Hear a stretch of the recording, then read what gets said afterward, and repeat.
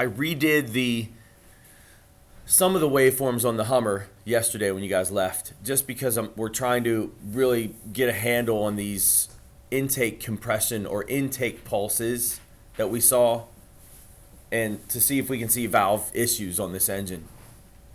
And the waveforms that you're looking at, the channel D, I don't know what color that is, yellow, brown, tan, something. Channel D is my relative compression waveform. So where is that coming from? That would be an amp probe connected to the battery. So where are we getting that compression waveform from? It's really not compression, is it? What are we looking at? What's creating that? The starter.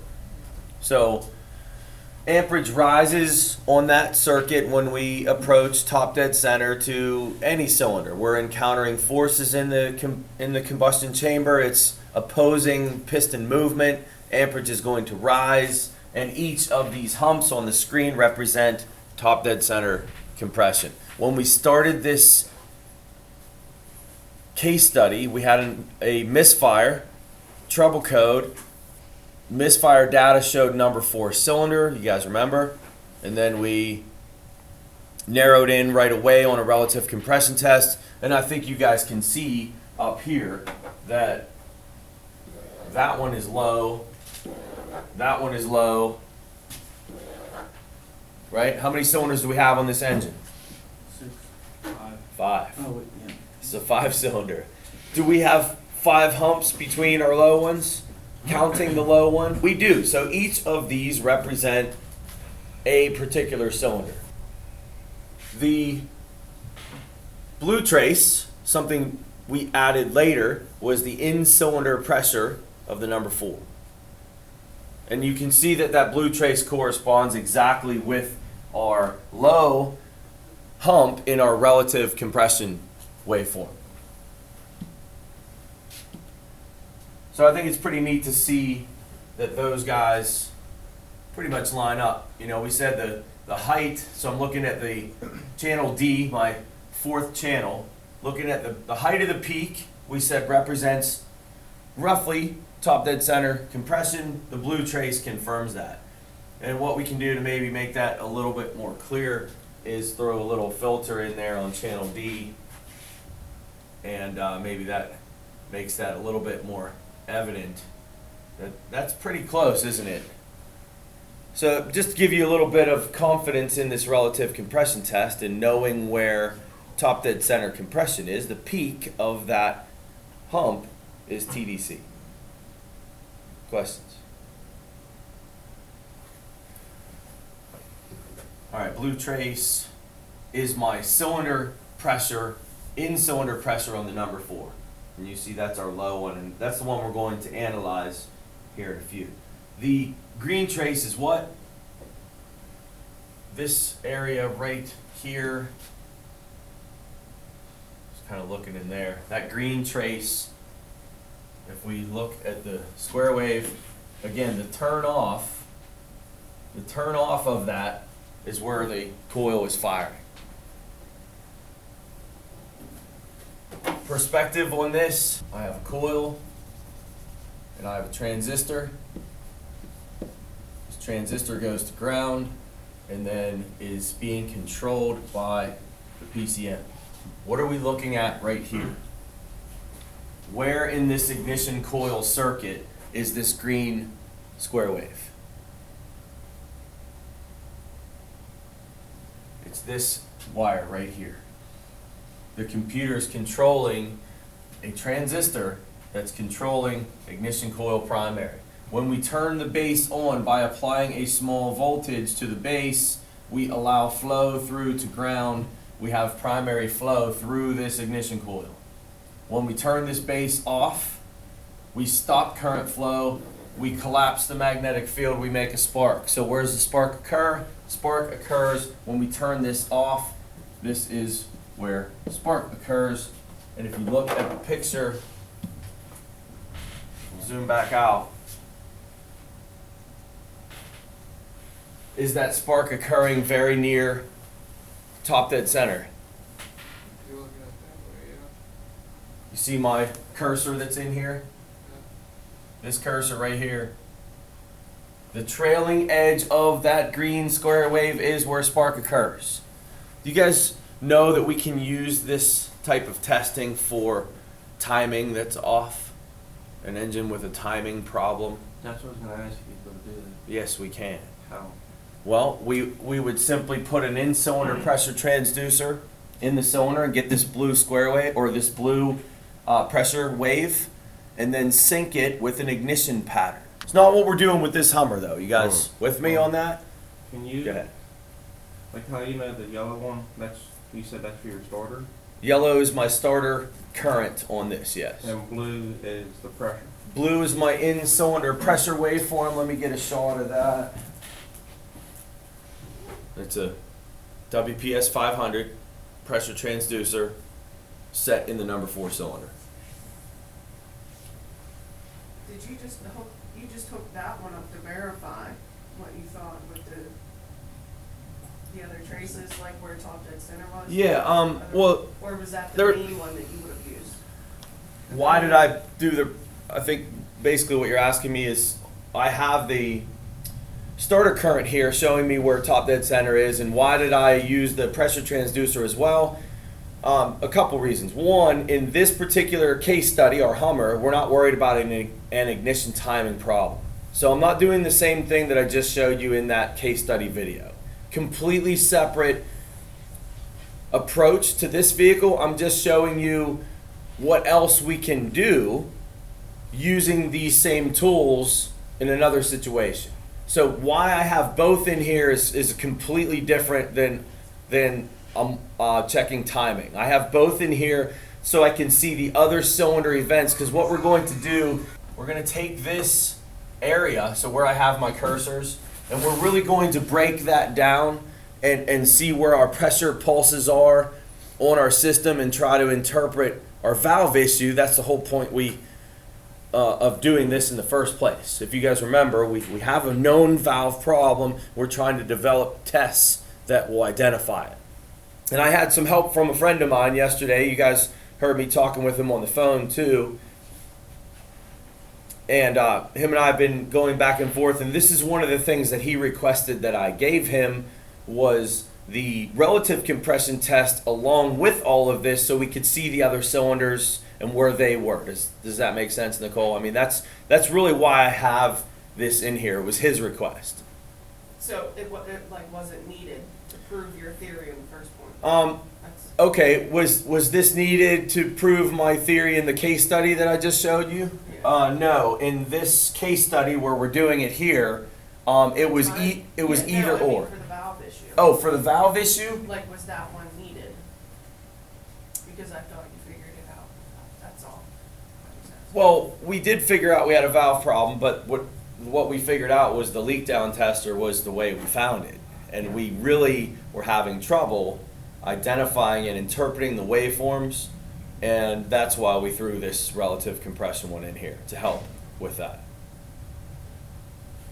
So again, it was his request, and it just allowed, I think, to see more clearly what was going on with all of the cylinders while we dissect cylinder number 4.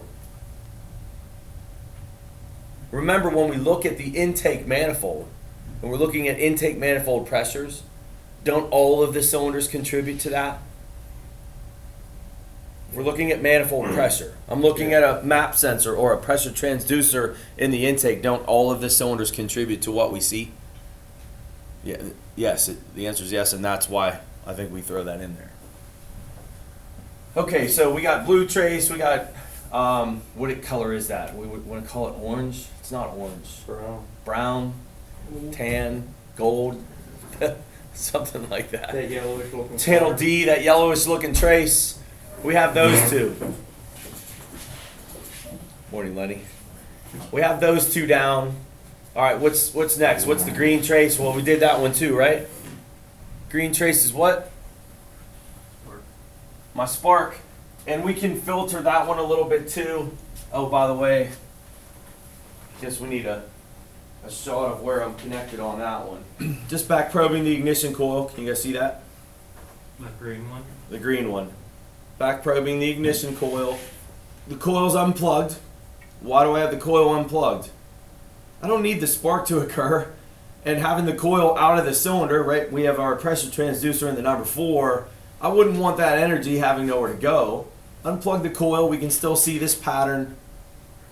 That's where I'm getting that channel 3.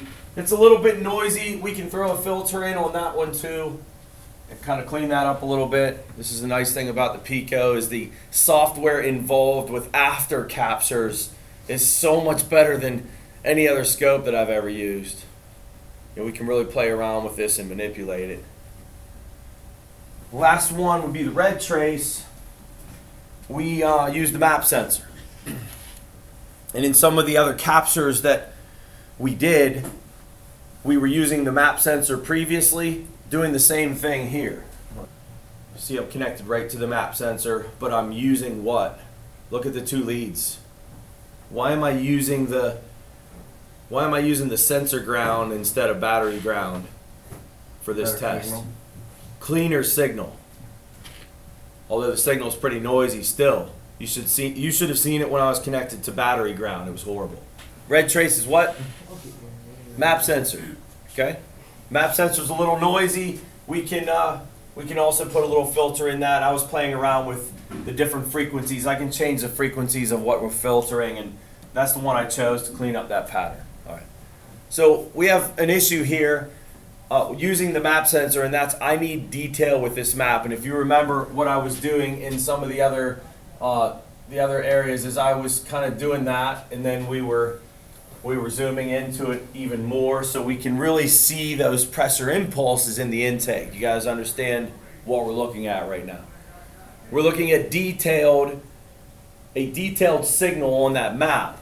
Now the problem being that far zoomed in is I can't compare that to the rest of my waveform. If I zoom the rest of the waveform into that level, well, I'll show you, like if I did it like this, you know, I still can't see the map. You see the red trace at the top. Let me slide this down. See this trace? I'm still not zoomed in enough on that. So what I discovered that I didn't know I had the ability to do on the Pico was I can take and just zoom on the red trace by itself, which is really cool. I had no idea I could do this. Over here on the right, if I click on this times 1.0, which is the default on the red channel, I can start to zoom on that, and I have to pull this back down so you guys can see it.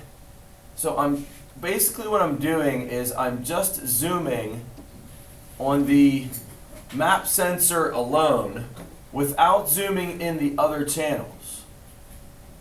We'll go 10, see where this puts us.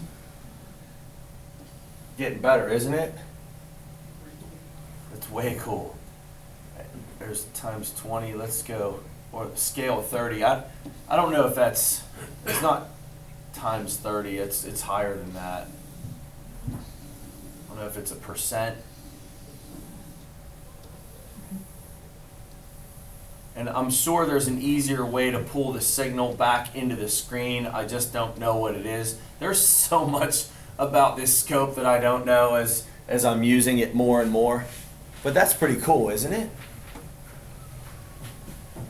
All right, one of our concerns, go ahead, Josh, you had a question? One of our concerns, I need to address this with you, but I'll have to close this picture out and come back in. I don't want to do that right now. One of our concerns originally with using the map sensor was maybe the map sensor wasn't sensitive enough. And you guys remember the discussions we had about where valve timing was and what each of these pools were. And what I'm talking about would be these guys right here, right?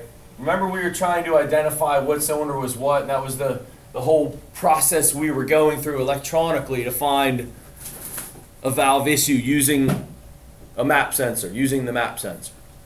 And we looked at Lenny's car and it looked perfect. And we looked at that Concord and it didn't look good at all. And we learned a few things. One is maybe the map sensor isn't sensitive enough and there's a delay. trying to think of what I want to show you first to address that. Well, let's do this. I'm going to have to move away from this for a second to show you what I did to confirm the map sensor was accurate in what we're doing on this car. What I had done, I'll have to come back to this picture. What I did is I moved some things around and I put my WPS 500 into the intake manifold. I'm connected to a central location on the manifold. I went right to a big vacuum hose that wasn't connected to anything. It would have been a brake booster hose on some systems. This particular Hummer does not have vacuum assist brakes, it's hydraulic. And so if this had a vacuum assist brake system, that's where the brake booster hose would go. So one of my concerns with the map sensor, again we're addressing map sensor concerns here, is in trying to identify these pressure impulses, we were concerned that maybe the map sensor wasn't sensitive enough in what we were doing. There's a delay there.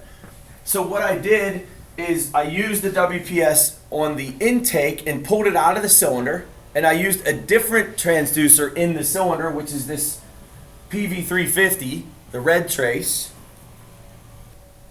I'll show you what that one looks like. It's just a different type of pressure transducer. Just to the right, see the red and blue leads? They're attached to that PV350, and then there's a little copper and silver thing right above it. That's what's going into the cylinder. That's the pressure transducer. So now I have two pressure transducers. Again, what's the point of doing this? What am I trying to accomplish? See if the map sensor is sensitive. I want to see, very good. I want to see if the map sensor is sensitive enough. Is it giving me a good signal? And can I rely on it? Well, after zooming in and playing around and filtering and setting up this picture, you tell me. This gold trace, channel D, is my map sensor. Is the map sensor giving us a good waveform here, guys? Yeah. It's just mini me. Yeah, I mean, the WPS 500 has better detail, but is the map a usable piece here?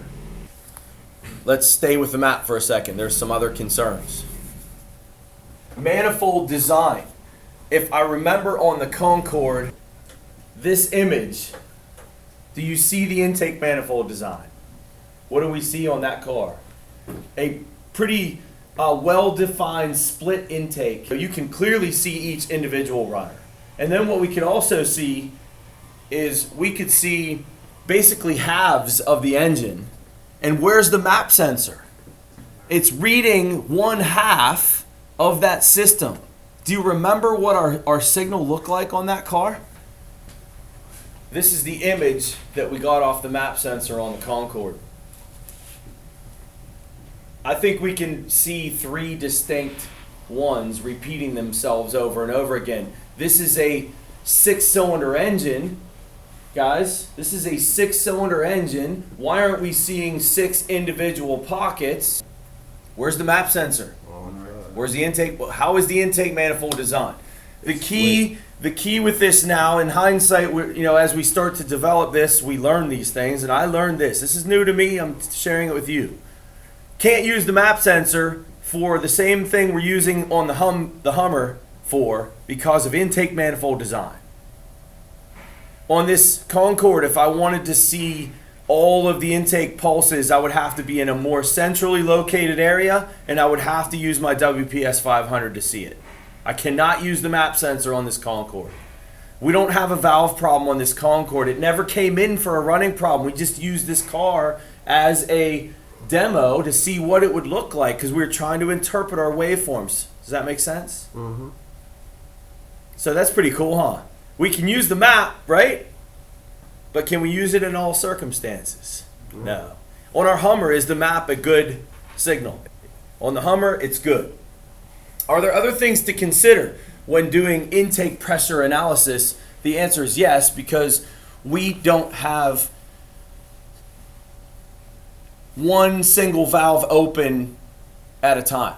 There's overlap between cylinders. We have a factor here as well. So I'm learning that as we go. And it's easier to see, say, a 4-cylinder than it would be an 8-cylinder engine. Does that make sense? Just talking about cylinder firings on a 4-cylinder, we're firing a cylinder every 180 degrees, where a 6-cylinder you're firing every 120 degrees, an 8-cylinder you're firing every 90 degrees. So we have areas where we have an intake valve open and another intake valve open and overlaps, and that's going to change these impulses. So I think one of the things that maybe I was doing wrong in initially analyzing some of this, if you guys remember, is naming which one was what. Remember, we were doing like, okay, this is number 1, this is number 3, this is number 5, and I'm not sure we could do it exactly how we were doing it because of the overlap issues. Questions before I continue? Do we address the map variables? Can we use the map? Yes. Was there a delay in the map? No. You see up here, comparing the WPS 500 blue trace to the map signal, we're good using that map. So can I now put the WPS back in the cylinder, which I believe gives me better pictures than the PV350? Can I put that one back in the cylinder and use the map now for my pressure impulses on the intake? That was my thoughts yesterday when I redid these captures. And the answer is yes. Why do we have the in-cylinder one in here? I think let's spend a little bit of time on the in-cylinder waveform. And I think what I'll do,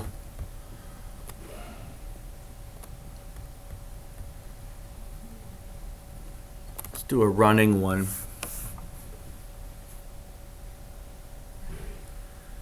And this is running on the number 5.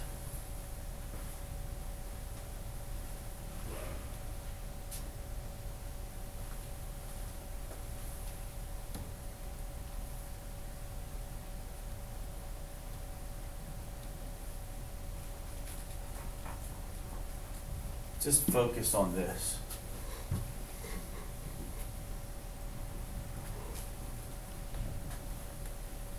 Look at one of these.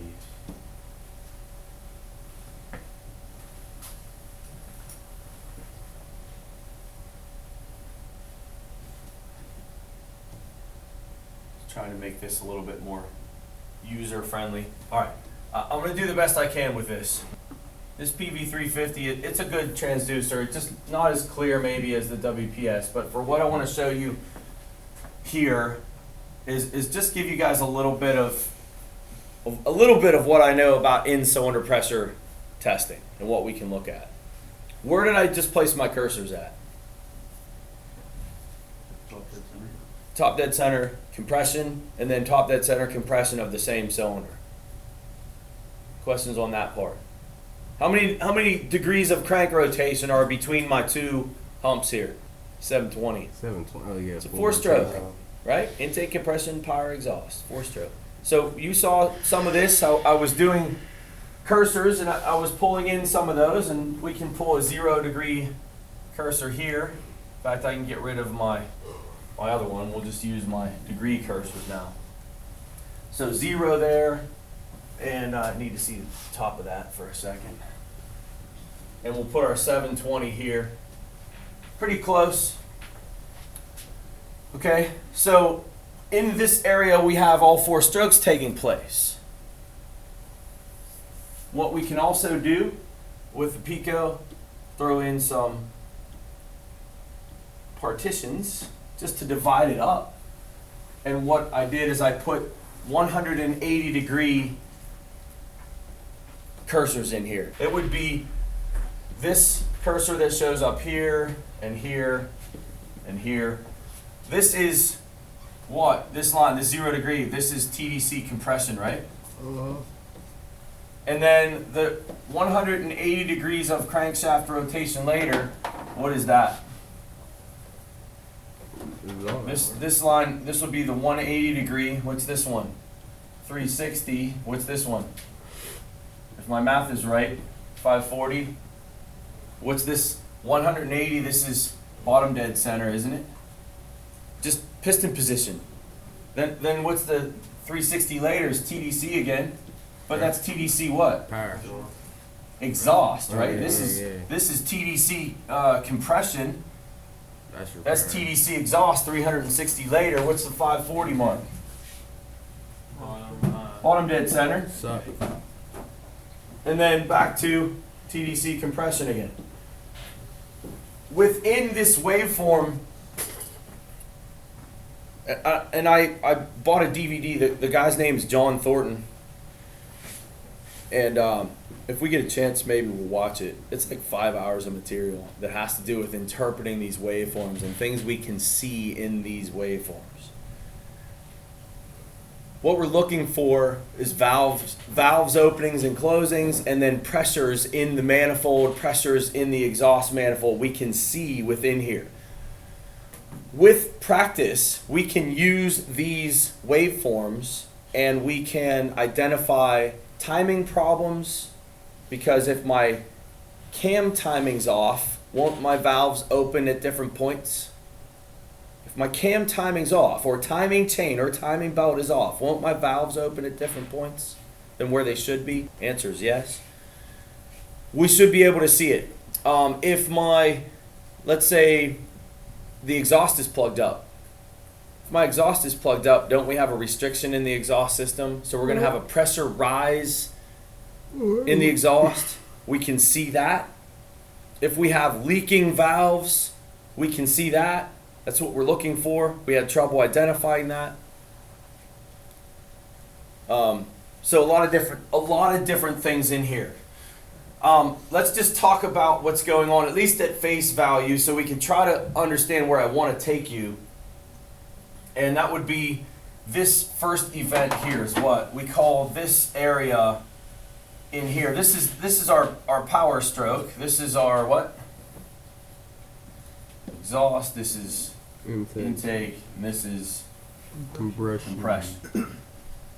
During our power stroke, if I have a pressure transducer in the cylinder, is there power taking place? Yeah. With the pressure transducer, is it making spark? Are we contributing to anything? No. And honestly, well, the car is running here, but what's happening is that piston's being dragged down in the cylinder. Valves are closed. You guys follow? In this waveform, that piston's being pulled down in the cylinder. Are we going to create a vacuum in that scenario? So everything, and with my ink on here, I can't put my other cursor in, but roughly in this area, everything that's below this dotted green line is going to be vacuum. Everything above that dotted green line is going to be pressure. Okay? If I close my ink layer, I could put a cursor in there and show you the exact 0 PSI mark in there. Something else maybe you're questioning is the scales to the left. Notice they're in millivolts. The PV350, I don't have specific scales on the Pico that does the math for me. And what each millivolt is equal to 1 kPa. So don't worry about those numbers to the left. We have to do some conversion, some math. That doesn't change where we are with this. All right. This area in here will tell us things when we compare it to this area here. And I don't want to go through all of the variables with that. But wouldn't you expect during the intake stroke that we would also pull down into a vacuum?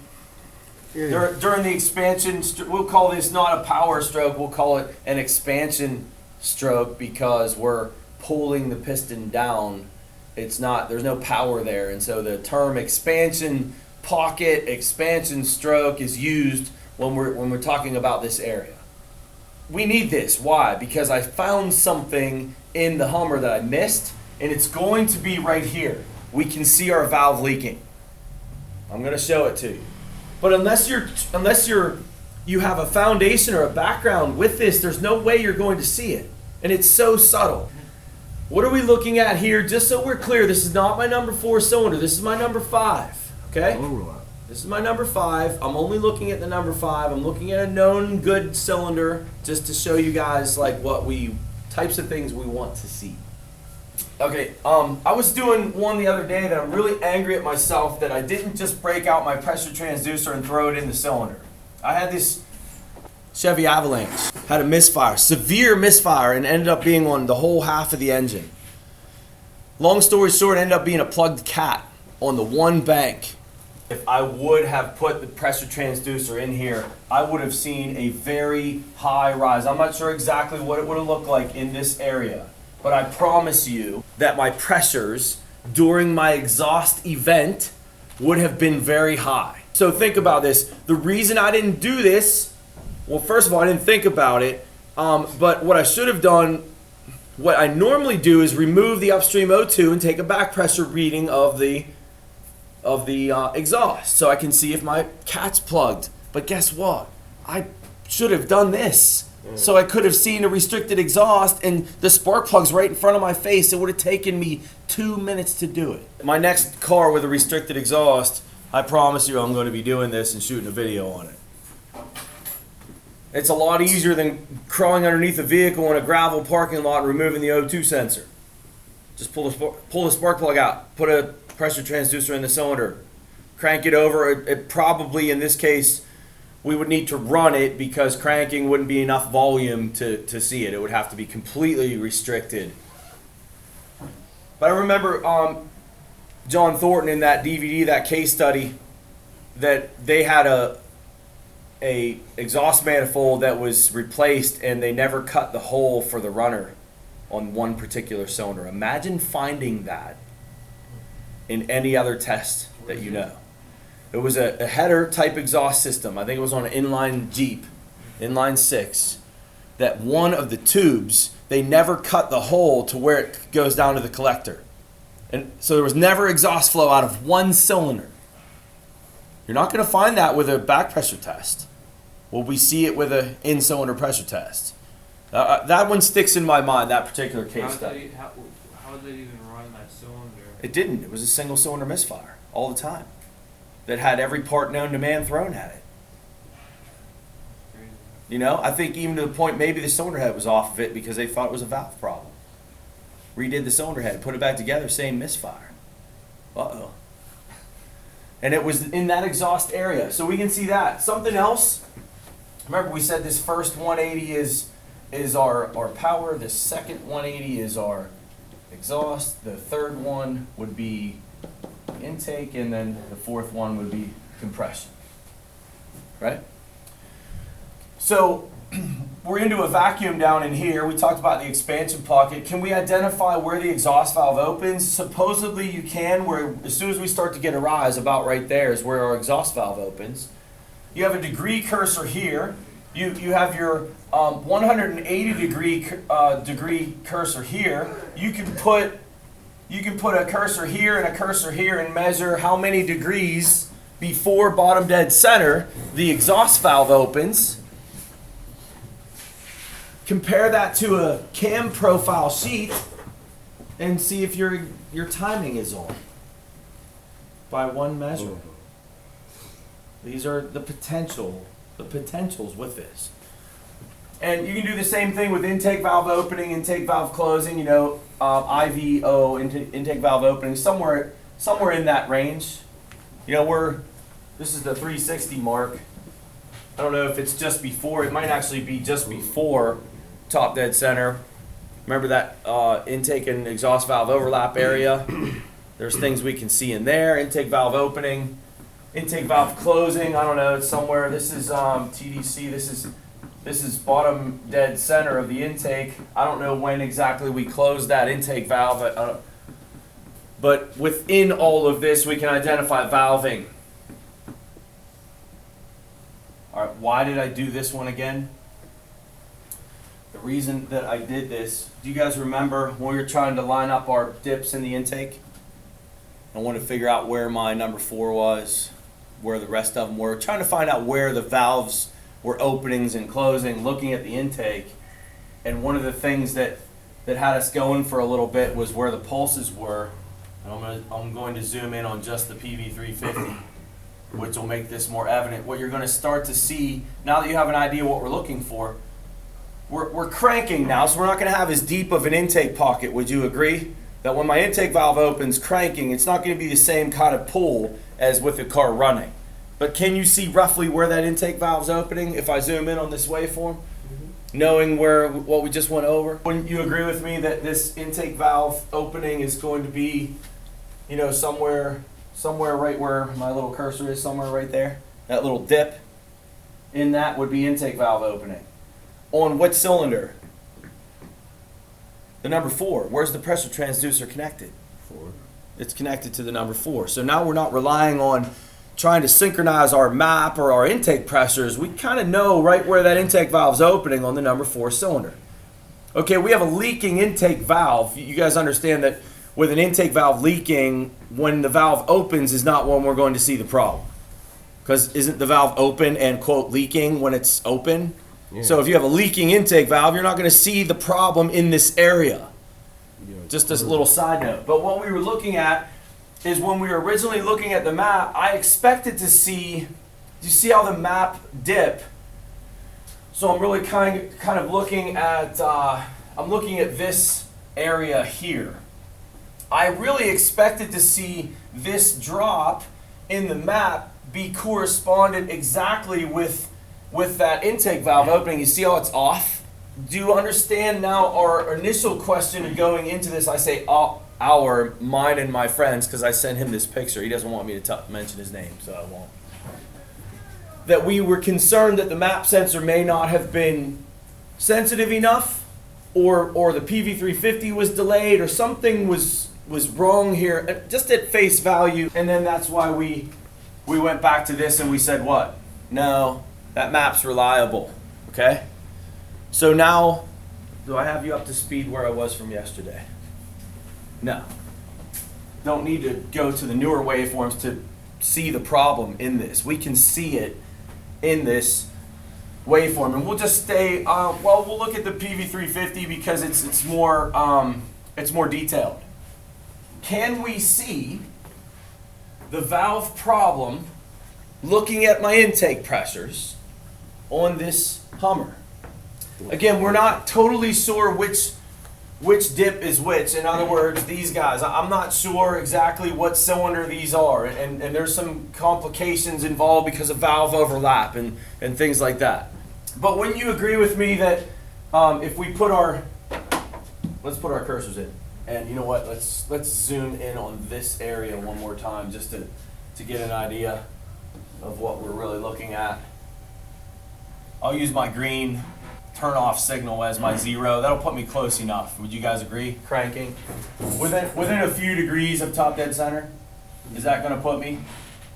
Instead of zooming back out on my capture, guys, and finding the peak of my compression, if I use the tail end of that green trace, is that going to put me near TDC? Yes. So now put my rulers back in, and then I have my cursors. This is 180, 180, 180, and 180. What are we doing here? This is my power stroke, this is my exhaust stroke, this is my intake stroke, this is my compression. We have an intake valve we know is leaking, agreed? When would we see that valve leak? Compression. During compression. Do you notice the spike in the PV350, I'm sorry, the WPS 500, the blue trace, my manifold pressure?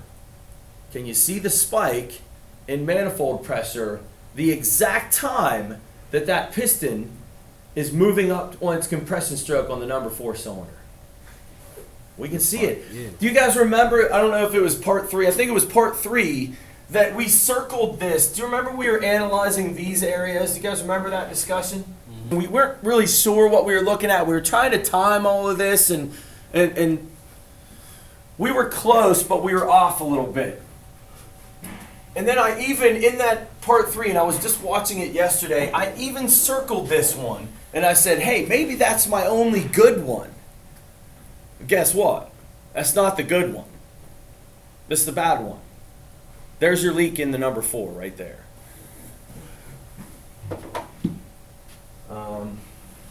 Not the spike, but the entire pressure rise. Remember, we're looking at manifold pressure here, okay? You know what? We'll close the ink. I'll zoom out one more time to give you a couple more so we can see a little bit more repetition in this pattern. Do you see the downward slope. Where is the peak of that at? Compression. Yeah, is that number 4 affecting the entire intake manifold? That's what you're looking at. And notice, let's do this. I'm going to zoom back out on my compression waveform. And I think you can really see it better now. Like where that pressure rise is occurring is, I mean, it is right, it's right where we're compressing that number 4. And you see it a little bit better there. And each time it's that number 4. So it's the entire thing we're looking at here. This rise in pressure is being caused by a leak in that number 4 intake valve. How is that possible that there's a rise in pressure with a leak? Well, where's the pressure rising at would be the first thing. The blue trace is what? Manifold pressure. So valves are supposed to be closed and sealed. And as the piston's moving up on its compression stroke, we're pushing those compression pressures into the intake manifold. And that's what's causing the my WPS 500 pressure to rise in the exact time that number 4 is on its compression stroke, because the valve's leaking. And that's when we're going to see it, because the valves are shut, right? So I wanted a little bit more detail, and this is where I left off yesterday. I redid the capture. Red trace is map sensor now. Got the WPS 500 out of the intake. I'm relying on the map sensor now. Can I do that? Why can I do that? We did a comparison. They were the same. We could see the same thing with the map, right? This red trace. Do you see the same? Area? Mm-hmm. Can you see it? It's identical to what we just looked at. And it's right where the number 4 is on compression. So blue trace is my compression. I'm just really zoomed in on the pressure waveform. Blue trace is my in-cylinder pressure waveform. Just really zoomed in on that picture. Green trace, same trigger we had before. Orange or purple, or not purple, gold, yellow, whatever color. Channel 4 is my relative compression. That's all of my cylinders, so we're back to that. And as far as analyzing this picture to the level that I want to, I can't do that with you yet. I think the important part is we can see our problem. And you didn't need this waveform to know that. We covered that in the last one. There's more to this that my friend went over with me, and I'll try to do that for you later. I have to review. He basically took this picture from me and broke it down into 10 different parts and really kind of explained what was going on. And I could show you one part that I think is pretty cool. That the red trace again is what? My red trace is my map. My blue trace is my number 4. But what we can actually see, and the purpose for me was identifying, again, let me make myself clear. The purpose for myself in wanting to analyze this more is, do you guys remember when I was numbering the intake pulls? We'll call them intake pulls. My red trace, if we look at the red trace, darn it. If we look at the red trace, what I'm talking about is these bottom pulls. You guys follow? And now that we know enough about, maybe not enough, now that we know something about our compression waveform, this is TDC, this is TDC, and we can put cursors in here. TDC. This is bottom dead center, right? This is 180, 360, 540, 720. Where's the intake valve open? Oh, what I'm trying to do is identify these guys. This is my whole purpose in analyzing the rest of this is, can I, on this 5-cylinder engine, can I identify which pull is what? Is the whole purpose of this. In the blue trace, my in-cylinder waveform, would you agree with me that in this area, somewhere in this area is where my intake valve opens? Just look at the blue trace. for what we just went over, what did we say? Everything, let me use a different color.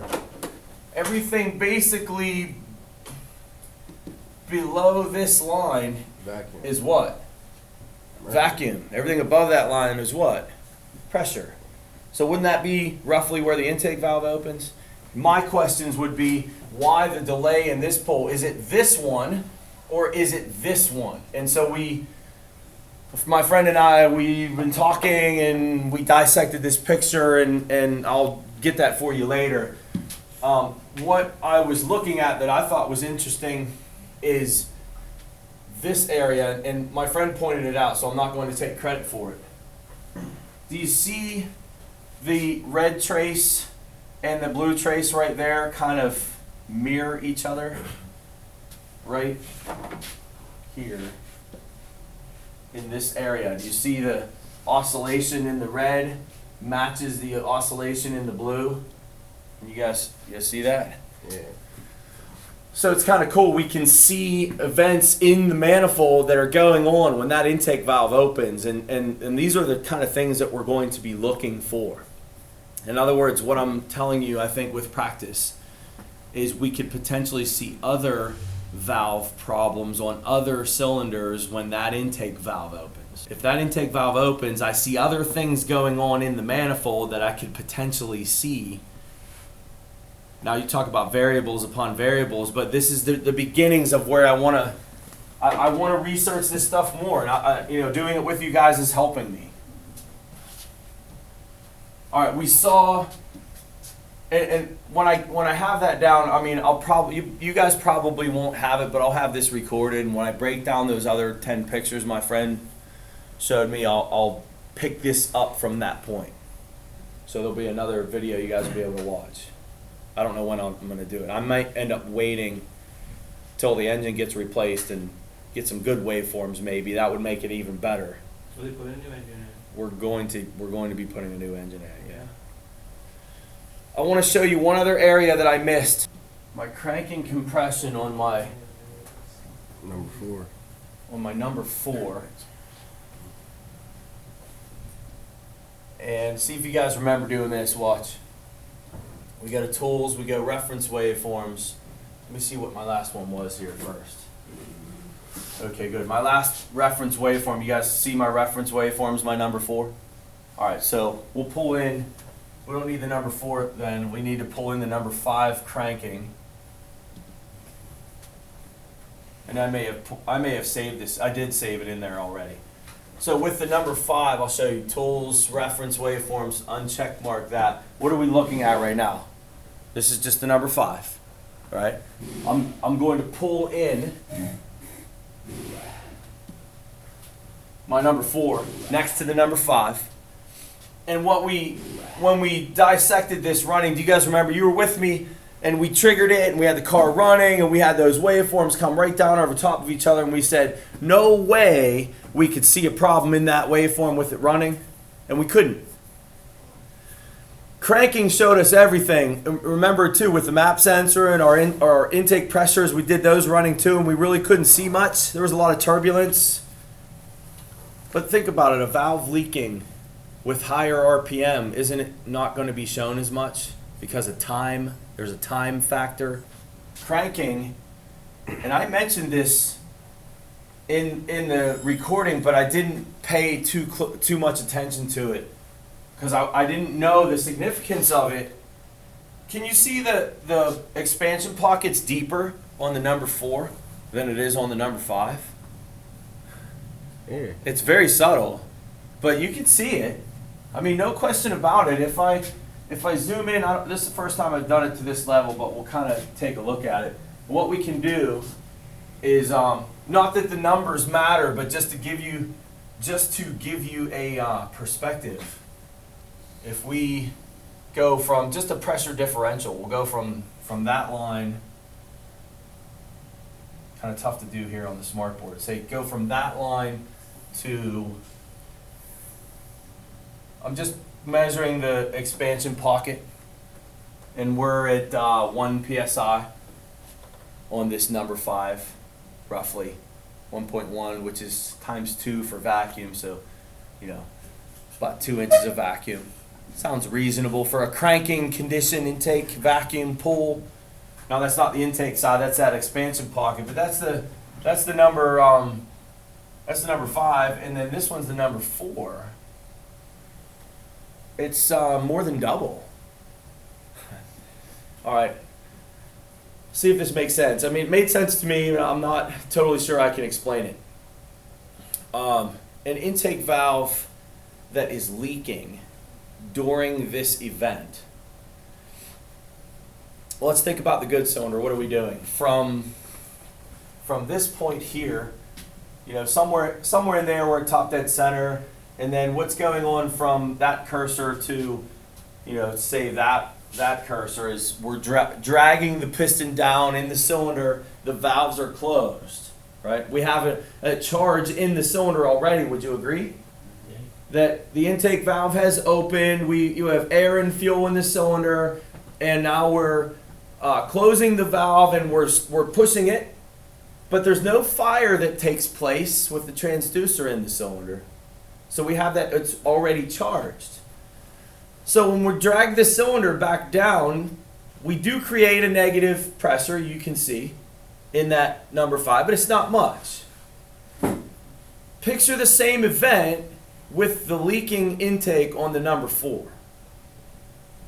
Do we lose some of that charge on the squeeze? We know we do. We saw it on the intake. Can you picture that going on in the cylinder? We've drawn the charge in, closed the valves, we're squeezing it. We've lost some of that charge back into the intake from the leaking valve.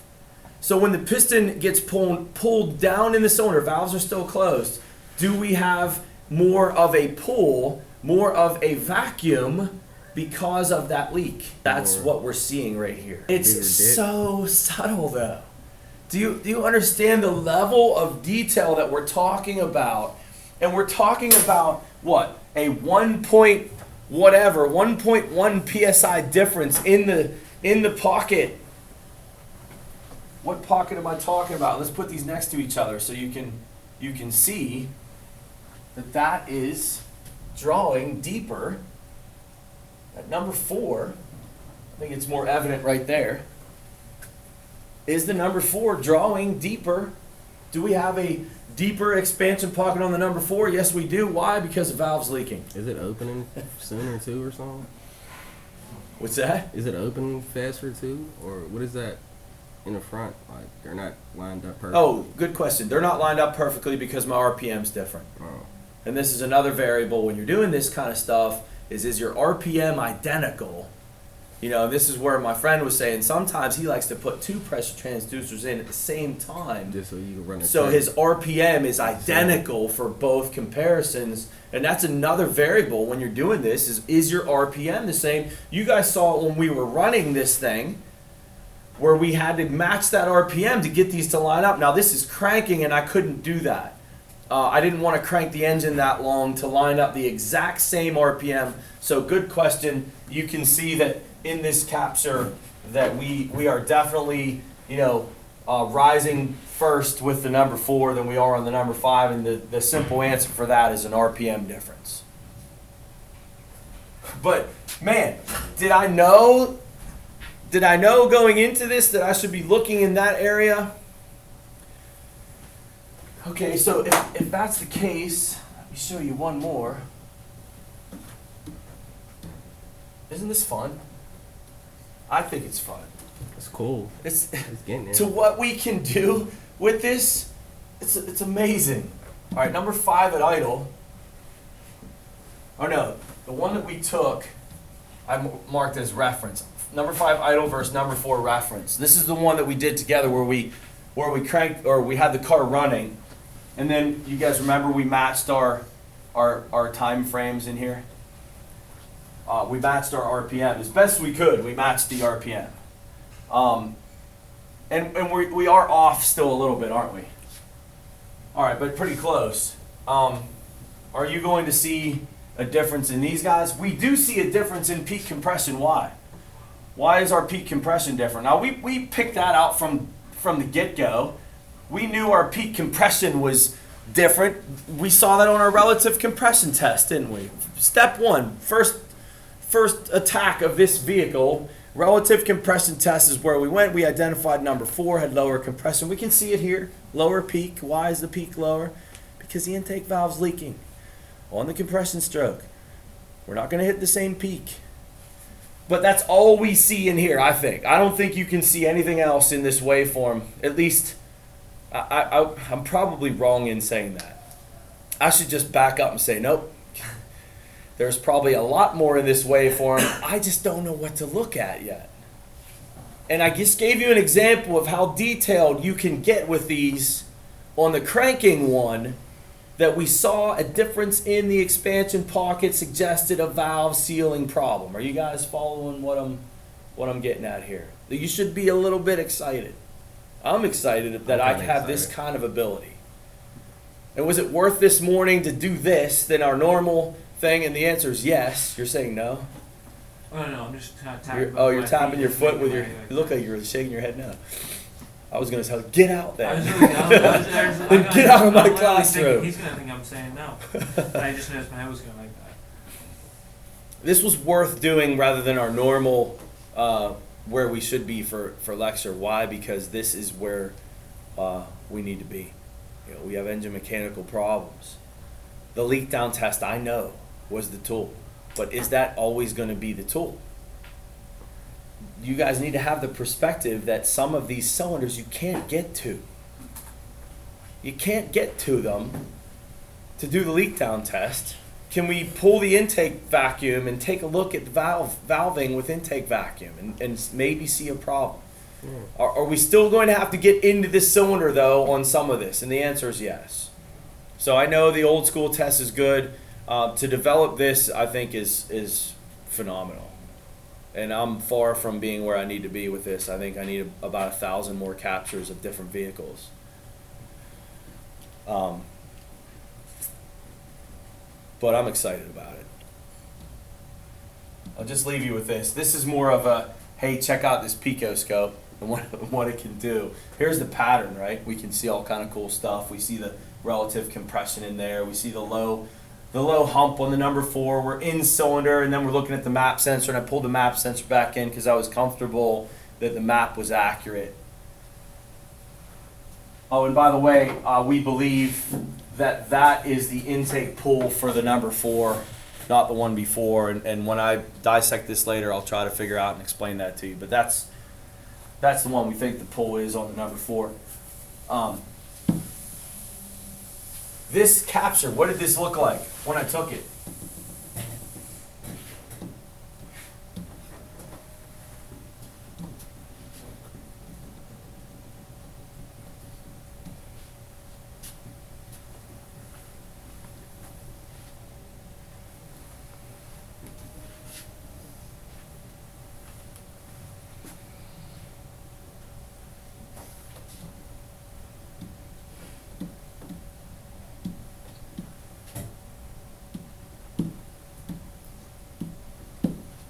That's the waveform I took. Tried to fill the screen as much as I could with the WPS so I get as much vertical detail. Got a pretty decently clean relative compression waveform.